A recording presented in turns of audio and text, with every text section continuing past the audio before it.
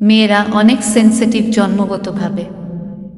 এরা জেদি হয়, কিন্তু ভয়ঙ্কর মমতা দিয়ে যাদেরকে ভালোবাসে তাদের আঁকড়ে ধরে থাকে।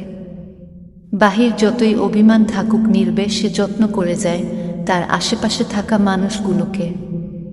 একজন মেয়ের জীবনের সবচেয়ে বড় মোটিভেশন হয় যে মেয়েটিকে কোনো একজন পুরুষ ভালোবাসবে এবং সে পুরুষটি তার মনের ভাইবসের সাথে ম্যাচ করবে, আর সে পুরুষটি তার জীবনে এক্সাইটমেন্ট নিয়ে আসবে। আর এদিকে পুরুষ মানুষ মোটিভেট হয় টাকা পয়সা কামানোর ব্যাপারটায় সাকসেস হলে, আয়েশ আরামে জীবন যাপন করতে পারলে। ওদিকে মেয়ে মানুষ যাকে ভালোবাসে তার ছোট ছোট সমস্ত ডিটেলস মনে রাখে।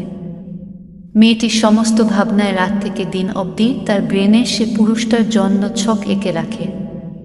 তার অনেক ইমোশন জড়ানো থাকে, না চাইতেও অনেক এক্সপেকটেশন তৈরি করে থাকে তার মনের গভীরে। আর পুরুষ মানুষের ভালোবাসাটা তার সমস্ত দিনের রুটিন কাজগুলোর মতন একটা পার্ট হয়ে থাকে। পুরুষ তার ব্রেনের সেলগুলোতে আলাদা আলাদা কাল্পনিক চেম্বার রাখে, সেখানে তার দায়িত্ব ও কর্তব্য ও ভালোবাসা কোনটার সাথে কোনটা মিক্সড করে না। তাই পুরুষ মানুষ কখনোই ভয়ঙ্কর ডিপ লাভিং টাইপ সম্পর্ক তৈরি করতে পারে না। যদি পুরুষ মানুষ কখনো মেয়েদের মতন সমস্ত এক্সাইটমেন্ট দিয়ে ভালোবাসে, তবে ও মেয়েকে ছাড়া সে হয়তোবা পাগলের মতন জীবন যাপন করে। আর এদিকে মেয়ে যতই সাকসেসফুল মানুষ হোক না কেন, যাকে ভালোবাসে তাকে নিয়ে তার হাজারো স্বপ্ন তার প্রিয় পুরুষকে নিয়ে ঘিরে থাকে। তার ইচ্ছার ডানা অনেক লম্বা হয়ে থাকে।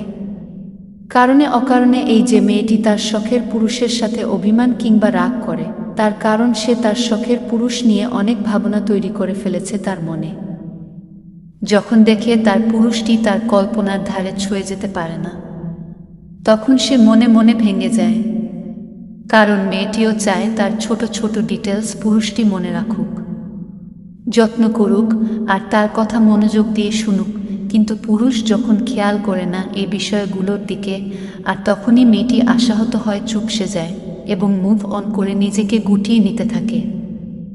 তাই মেয়েরা যখন তার শখের পুরুষটিকে প্রচণ্ড এক্সাইটেড হয়ে ভালোবাসে, সে ভালোবাসাটা ধরে রাখতে যে পুরুষটির উচিত তাকে যত্ন করা, তাকে আগলে রাখা।